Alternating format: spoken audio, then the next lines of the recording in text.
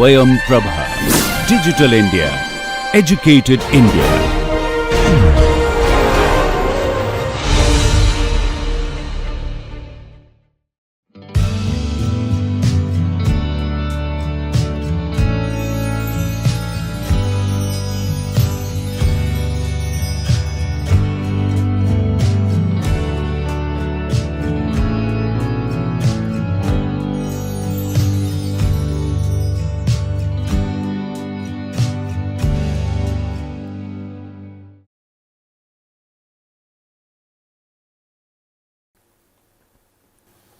Welcome back to the course on optimization methods for civil engineering.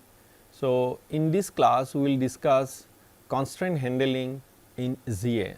So, already we have discussed how we can handle constraint using penalty parameter approach in case of classical optimization technique, but in case of GA, so we may use little bit different constraint handling technique. So, that we will discuss today.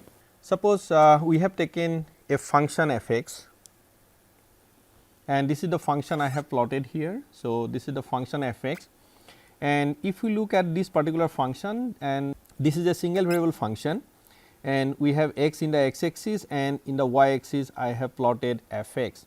So, if you look at this particular function, that minima is somewhere here and probably the x star is somewhere here. So, this is the optimal or you can say this is the stationary point of this particular function. Now, we have a constraint and this is the constraint. Okay.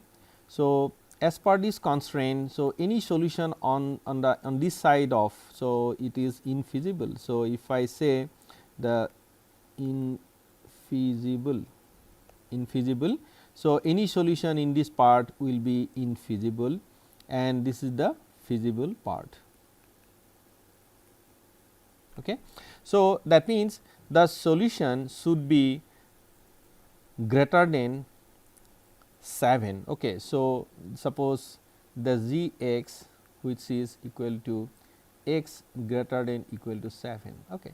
So, therefore, any solution if it is less than 7, then it is an infeasible solution, and on the right hand side of this particular line x equal to 7. So, this solution is your feasible solution. So, therefore, in this particular case the earlier optimal solution which is somewhere here, and this solution is now an infeasible solution.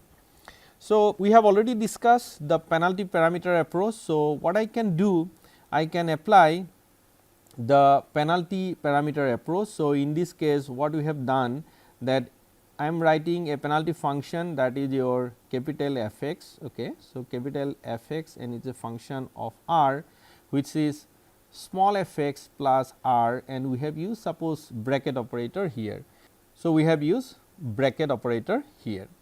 Now, if I write, so for a particular value of r, so this is the capital f x. So, penalty your function. Okay. So, this is the capital f x. Now, if you look at this particular function, that for smaller value of r, suppose if I take r equal to 1 or r equal to 2, r equal to 10, something like that, in that case what will happen? So, this is the function I am getting. So, in that case also whatever solution you are getting, so this is the solution of this f x function. So, that solution is also in the infeasible region. So, therefore, what you have to do in this case? So, I have to use a large value of r. Okay, large r I have to use. So, suppose if I increase the r value, then my function will be something like this. Okay, something like this. So, I have shown, and for large value of r, your function will be something like that. So, this is for r is large. Okay, r is large. So, now in case of classical method, so what we have done? So, we have started our iteration with smaller value of r, and then we are increasing the value of r. So, initially we cannot consider large value of r because the gradient based method will not work. So, therefore, we have started our iteration with smaller value of r, maybe 1 to within 1 to 10, and then we are increasing the value of r gradually, and finally, we are getting the constraint optimal solution of this particular problem for larger value of r. Okay. So, this is the exterior penalty method. So, in this case what we have done, we have penalized the solution in the infeasible region. Okay. So, we are getting the constraint optimal solution for large value of R. Now, I can say that this is one of the limitation of this particular approach, because you have to select a suitable value of R initially, and then you have to increase this increase the value of R, and you have to do multiple iteration in between. Now, question is that how to select the value of R. So, that again you have to on trial and error basis. So, you are selecting initial R, then you are increasing, and finally, once you are getting the solution, that will be the constraint optimal solution of the problem. So, therefore, I can say that this is one of the limitation of this particular method. In case of classical method, so I do not have other option. So, I have to start with smaller value of R, and then I am increasing, and again whatever I am telling, this is in case of exterior penalty methods. Okay. So, anyway, so in case of interior penalty method, so we are starting with a larger value of R, and then we are decreasing the value of R. So, therefore, I can say that this is one of the limitation of this particular approach, but in case of GA, as we are not using the gradient information, so our penalty parameter function may be different. So, I can use actually a different penalty parameter function. Okay. So, let us see what I can do in case of GA. So, in case of GA, what I can do, that I can write this function something like this. So, if I write that f max plus gx, so I am using the bracket operator here, and I am actually in place of f x. So, I am using f max. So, what is f max? That is the maximum function value of the solution in the feasible region. Okay. So, that is f max is coming from this particular suppose region. So, what is the maximum function value that I am adding with the violation. So, this gx is will give you the violation. So, I am adding the maximum function value. Again, please note that I am discussing a minimization problem. So, this problem is a minimization problem. So, in case of minimization problem, so what I am doing? I am adding f max with the violation. Okay. So, this is the function now. This is the if I write that this is f 1 x r. So, this is the penalty parameter approach, and this is your, there is no r now, this is your, suppose I am writing f 2 x. So, in this case there is no penalty parameter. In case of classical method, so we have used penalty parameter, but here there is no penalty parameter, and we are just using f max plus gx. So, I am getting this function. So, I can say that this is my f 2 x, okay, and this particular function is f 1 this is x r. Okay. So, this is your, we have penalty parameter in this case, but in this case we do not have the penalty parameter. And again in this case also what we have done, we have penalized the solution in the infeasible region. Okay. So, this is your infeasible region, infeasible, and this is your feasible region. So, we have penalized the solution in the infeasible region. How we have penalized? So, we have actually added the violation with f max. So, I am getting this particular function. Okay. Suppose you are applying the tournament selection. So, what will happen, that if any solution, any infeasible solution is playing tournament with a feasible solution, so in that case feasible solution will be selected, because their fitness value will be more. Okay. And then any two solution, any two infeasible solution, if they are going for tournament, the solution with lesser constraint violation will be selected, is not it. So, therefore, so this is a very efficient method, there is no penalty parameter. So, you need not define any parameter here, and this is actually selecting, if there is a competition between two infeasible solution, the solution having lesser constraint violation will be selected, and if there is a competition between two feasible solution, the solution with minimum function value will be selected. Okay. So, therefore, this is a very efficient method, and we are not actually using any penalty parameter. So, you need not define any penalty parameter, only you have to define the constraint violation that actually you can calculate.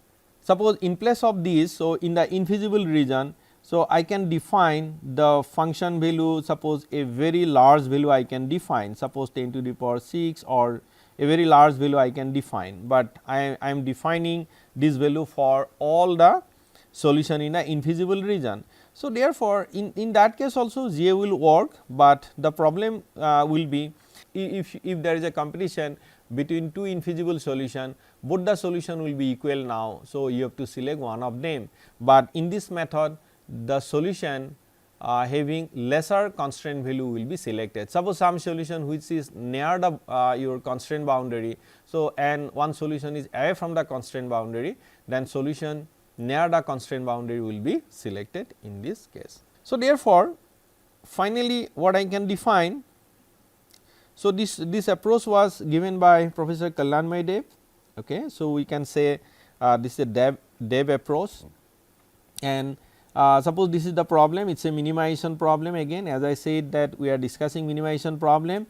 So, we have two constraint, one is inequality type constraint, one is equality type constraint, that is g x less than equal to 0 and h k x equal to 0, and for that. So, I can write the penalty function, I can write the constraint handling function something like that f equal to f x if x is feasible. So, if it is in the feasible, so in that case you are not adding any penalty, but if it is in the infeasible region, in the otherwise, so what you are doing, you are calculating f max. So, what is f max? So, f max is the maximum function value of the feasible solution. So, you have a set of feasible solution and f max is the maximum function value of that particular set, and then you are adding the violation.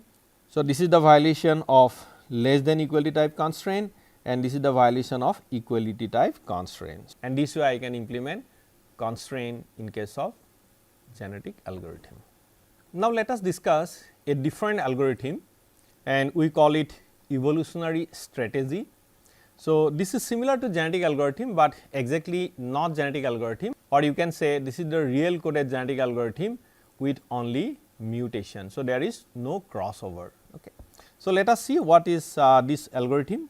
So, evolutionary strategies, or we can say ES. So, ES use real parameter value. So, we are not converting to binary bit here. So, binary conversion is not required. So, we are directly using the real parameter value. So, ES does not use crossover operator. There is no crossover operator in case of ES, and we are just using the mutation operator.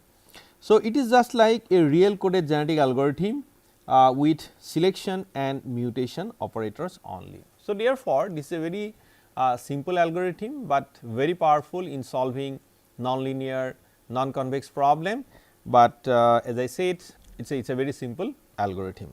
Now, let us discuss two member ES. So, we call it 1 plus 1 ES. So, here only you have two members, and this is one of the simplest algorithm, optimization algorithm. So, which can be implemented using only few lines, maybe within 5 to 10 lines you can implement this particular algorithm. So, let us see. So, what we do here, in each iteration one parent is used to create one offspring by using Gaussian mutation operator. So, here it is an 1 plus 1, that means one parent I am using, and from one parent I am actually creating one offspring using Gaussian mutation operator. Okay. So, let us see. So, it has only 4 steps. The step 1, you have to choose an initial solution x and a mutation strength sigma. So, in this case what we are doing, we are starting with a initial solution, just like your classical method. So, you have to give an initial, just like the classical method, you have to give an initial point, and let us see that initial solution is x, and you have to define a mutation strength sigma. Okay. So, I have to define this particular value. So, I have to define an initial point, initial solution, and also I have to define the mutation strength sigma. Then in step 2, what we will do basically, that create a mutate solution. Okay. So, how we are creating a creating this solution, that y equal to x plus, this is the random number I am creating with mean 0 and sigma. Sigma is already defined. So, I can create a random number with mean 0 and sigma equal to sigma. Now, you are creating an offspring. Now, what you are doing? You are calculating the function value, that is f of y, and if f of y is less than f of x, that means in case of minimization problem. So, in case of minimization problem, minimization of f x I am doing. So, in that case, if f of y, so whatever new solution you are creating, f of y is less than f of x, then what you are doing? You are getting a better solution. So, in that case, you are replacing x with y. So, whatever x value, so you have, actually you are replacing x with y, and then I will continue this iteration. If termination criteria is satisfied, stop, otherwise you go to step 2. That means, step 2 means you create another new solution. Okay. So, this is a very simple algorithm. So, as I said that I can implement this particular algorithm with few lines of code. I will also show you R code how to implement this particular algorithm. So, in this case, the strength of the algorithm is the proper value of sigma. So, we have to use a proper value of sigma. What will happen? Suppose if I am using a smaller value of sigma, then it may take lot of time to reach the optimal solution. If you are away from the optimal solution, suppose you are far away from the optimal solution, and if you are using a smaller value of sigma, then it may take lot of iteration to reach the optimal solution.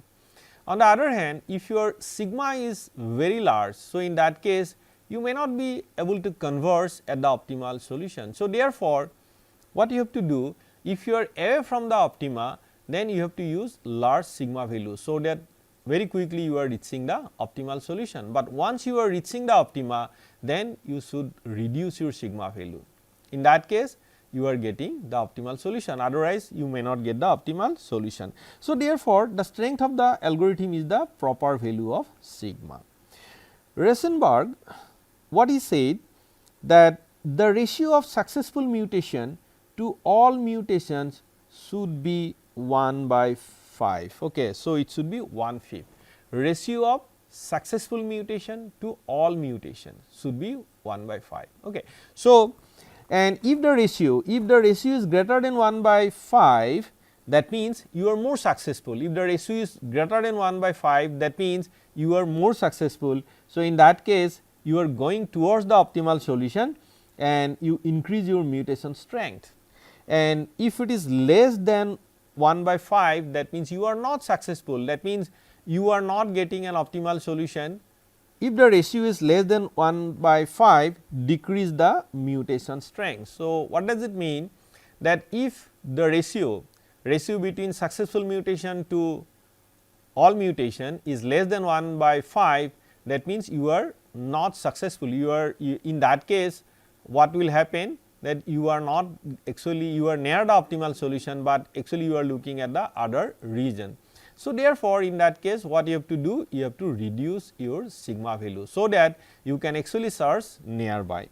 So, this is the if you can use Rosenberg postulate. So, in that case the ratio between successful mutation to all mutation is greater than 5, then increase the mutation strength, and if it is less than 1/5, decrease the mutation strength. A mutation is defined as successful if the mutated offspring is better than the parent solution.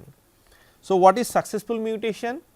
If the mutation is creating a better solution than parents, then we are saying that is a successful mutation.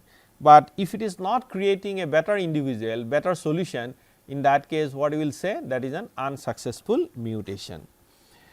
Then Schaeffel, he defined, if PS is the ratio of successful mutation over n trial, then Schaeffel suggested a factor CD which is 0.817 in the following sigma update rule. So, he suggested this one, that means how you are updating sigma in the next generation, that if the PS is the ratio between successful mutation to all mutation, if it is less than 1 by 5, then you are using CD into sigma t. That means, what you are doing in that case, that is you are not successful, the ratio is less than 1 by 5. So, you are decreasing the mutation. Okay. If it is more than 1 by 5, that means you are more successful. So, in that case you are increasing the sigma. So, that is why you are dividing sigma t by C d. Okay. And if the ratio is 1 by 5, in that case you are not doing anything, you are not changing the sigma value. So, what we can do? So, we can use this sigma update rule and can change the sigma value with the iteration. Okay. So, this is the problem I would like to show you. So, I think you have seen this particular function. So, this is a minimization problem, that x 1 square plus x 2 minus 11 whole square plus x 1 plus x 2 square minus 7 whole square, and I have plotted this function between 0 and 5, that means x 1 is 0 and 5. So, I have written x and y. So, x is between 0 and 5 and y is also between 0 and 5, that means it is in the first quadrant, and first quadrant solution is 3 and 2. So, this is the solution somewhere here. So, x star is 3 and 2. Okay. So, this is the solution, and I have applied 1 plus 1 ES, and I got this solution, that is 3 and 1.99. So, this is the solution of this particular problem. Anyway, function value is something like that. So, I will also show you the R code for solving this particular problem. Now, let us discuss the multi-member ES. Okay. So, we call it mu plus lambda ES. In the earlier one, so we have 1 plus 1, that means from one parent I am creating another offspring, but in this case what we are doing, we call it mu plus lambda ES. So, let us see the steps of this particular algorithm. So, multi-member ES. The step 1 choose an initial population of mu solutions and mutation strength of sigma. So, what we are doing? We are creating a population, mu population. So, that means there are mu numbers of solution in that population. So, here this is not 1 to 1, but it is many to many. So, we have created mu solutions, and I can say that this is the initial population, okay, or initial solution.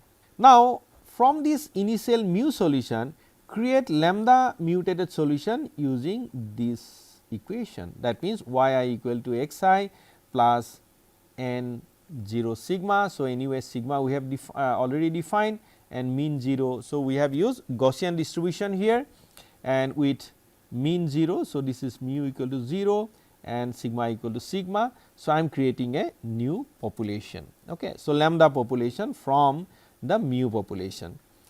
Now, in step 3 what we are doing, combine mu and lambda and choose the base mu solutions. Okay. So, what I am doing?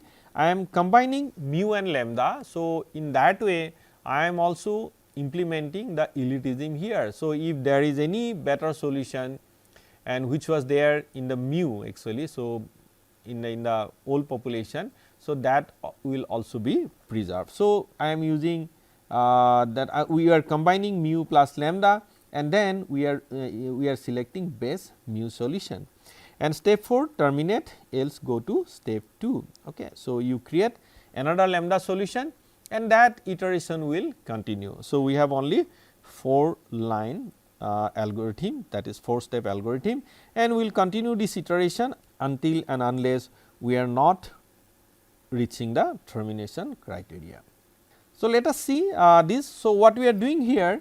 So, in this case, suppose this is the mu solution, and you can say that whole population, and from that mu solution I am creating lambda. So, how I am creating lambda? So, this is y I equal to x I plus n 0 sigma. So, I am creating this lambda population, and that I am combining this thing, and from this combined solution I am creating again mu solution. I am getting the solution in the next iteration, and how I am doing that one?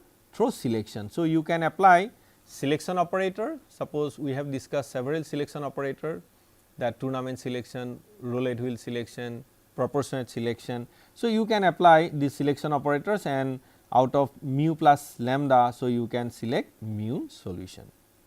Okay.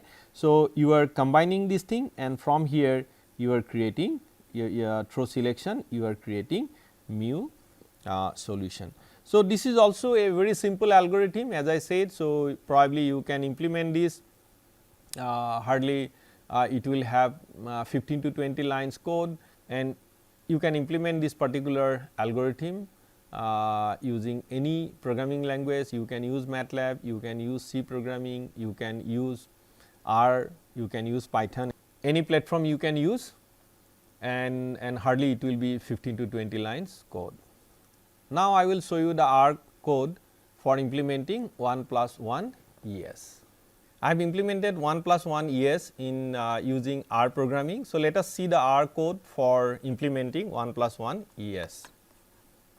So, here first line is the function. So, anyway, so I am implementing 1 plus 1 ES. So, I have written this comment, and first line is the function. I am defining this function. What is this function? That it is a function of x 1 and x 2, and this is x 1 square plus x 2 minus 11 whole square, then plus x 1 plus x 2 minus 7 whole square. So, this line if I execute, then I am executing this particular function. Okay. And then I am defining the value of x 1 and x 2, and because I would like to plot this contour. So, I am defining x 1 and x 2. So, by using the sequence function, and this is between minus 5 and plus 5. So, I have defined between minus 5 and plus 5, and then the interval between 2 points is 0.1. So, let us execute this one. So, I can execute. So, I am getting the x 1 and x 2, and then I am calculating the z value. What is z value? This is the function value at each grid point. So, I am using outer function here, and then I am defining what is x 1, then x 2, and then function equal to f. Okay. So, I am calculating the z value using this particular line. So, now I can plot the contour using the contour function, and what is contour function? That it is the arguments are x 1. So, I have to pass x 1, then x 2, then I have to put the z values, and I am defining here the contour level. So, I would like to draw the contour line with 300 value, 200, 100, 70, 50, 30, 20, 10, 5. So, if you want to put any other, so you can put it, and color I am putting 2. So, if I execute this particular your lines, then I should get the contour plot. So, you can see that I am getting the contour plots here. So, I can also increase, suppose if you need another contour level, suppose I would like to know this level, and I can put x lab and y lab. Suppose x lab equal to x 1 here, and y lab equal to x 2. Okay. So, let me execute these particular lines again. So, in that case, now I am getting x level and y levels, that is x 1 and x 2. Okay.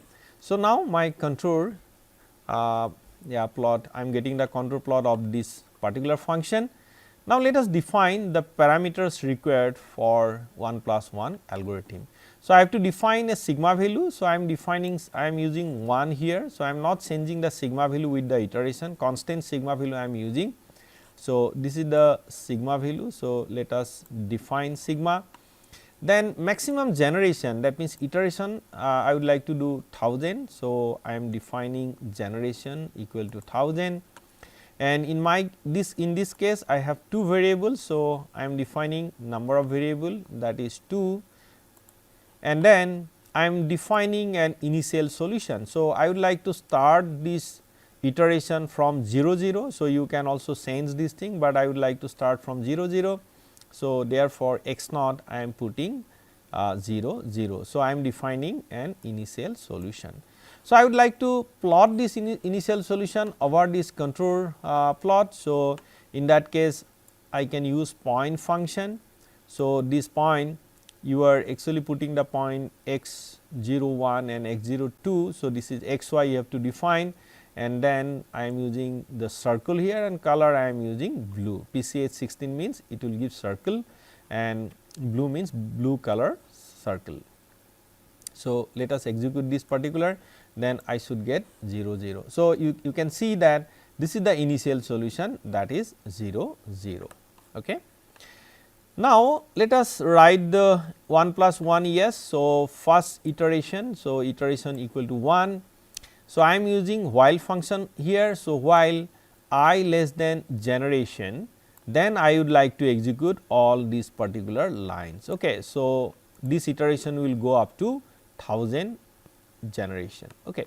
So, within that, and I have two variables. So, I have also used variable counter here, that means I have started with j 1, and then I am also using while function here, that means I would like to go from j 1 to j 2 while j is less than equal to number of variable.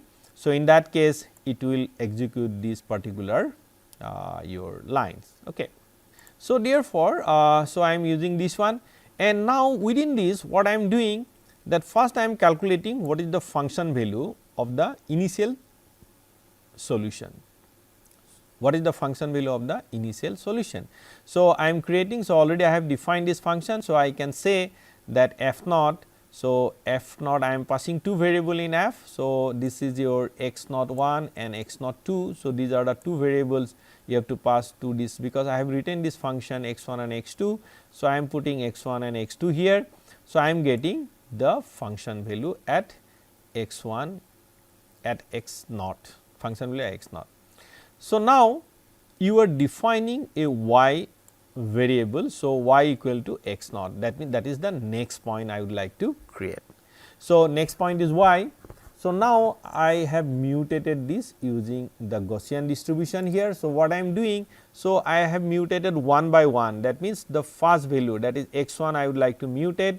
So, I have mutated, this is x 1, then here in R you can use R norm function to create a random number using Gaussian distribution, that is mean 0 and sigma equal to whatever sigma I have defined.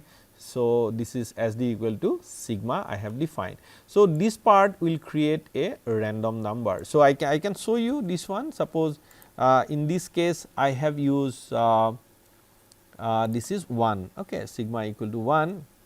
So, you can see that it will create a random number, okay, for with mean 0 and standard deviation 1, and this 1 I have written 1 here, that means it will create only one random number. Suppose if I write it 2, so it will create 2 random number, okay, but in this case I would like to create only one random number. So, therefore, I have written 1.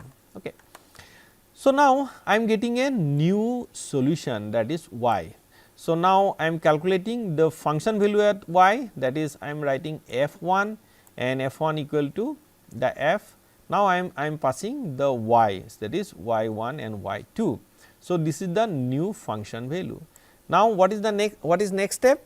Next step is to compare. If f of 1, that means f 1, that means the new solution is better than the older one, then what I will do? Then I will replace x naught by y. Okay. So, this is the condition I have to use, that means if f 1 is less than f naught, then I am replacing x naught by y. Okay. And then I am just plotting that one. If it is successful, then I am plotting that one. So, I am using the point function here again. So, I am plotting, I am going to the new your points, and just to see the iteration. So, system will sleep for 0.3, okay, and then this iteration will continue.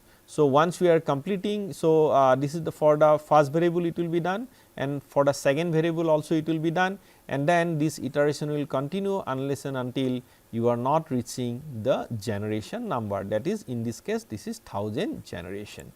So, after that I can print what is the value of x and what is the function value, optimal function value I can plot. Okay. So, let us see. So, I have executed up to this thing. So, now I am defining x, that I am defining I, and then I am executing this iteration. So, let us see. So, you just see that this is moving something like that, and it has actually reached the solution at the second quadrant. So, you can see actually if I execute this particular line, then I can see that one, just see that. So, if I execute this particular line, so what is the solution? The solution is minus 2.805548 and 3.132302. So, that is the solution I am getting. So, it is in the second quadrant. So, this is near the optimal solution. It may not be exact optimal solution, but it is near the optimal solution. So, therefore, what is the function value? It should be 0, but it will not be 0, but it is a very small numbers, because this is just near the optimal solution. So, it is 4.48 into 10 to the power minus 5. Okay. So, you just see with only few lines. So, the algorithm is from here only, from 15 to, so you can say from 14, line 14 to line 30, that means it is only your 15 line code. Okay. So, this is a very simple one, and as I said that you can implement it, you can implement this code with only 10 to 15 line your program. So, and you are getting this optimal solution. So, I can also try next time, certainly I may get this solution, but I may also get the other solution. So, let us try. I would like to execute this entire solution now. So, I am just clearing all those things. So, now I would like to execute all this line, just see.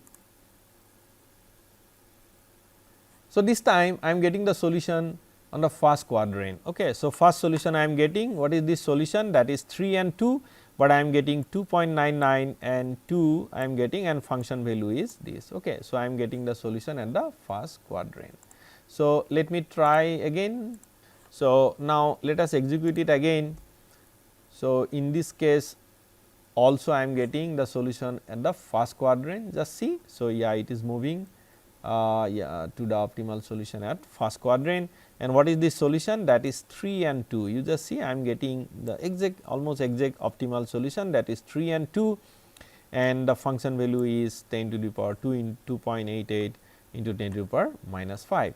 Now, if I change my initial solution, suppose if I take initial solution, right now I have taken 0 0 here, let us see, I have taken 0 0, but if I take minus 1 and minus 1, then what will happen? Just see this one, minus 1 and minus 1, and now if I execute this one, before that I would like to clean.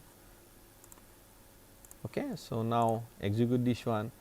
So, now, so this is the initial solution, minus 1 and minus 1. So, you are getting the solution at the third quadrant. Okay. So, third quadrant, and this is the solution 3.77 minus 3.77 and minus 3.28. So, this is the solution you are getting at the third quadrant. So, maybe I can change it to 1 minus 1, just see.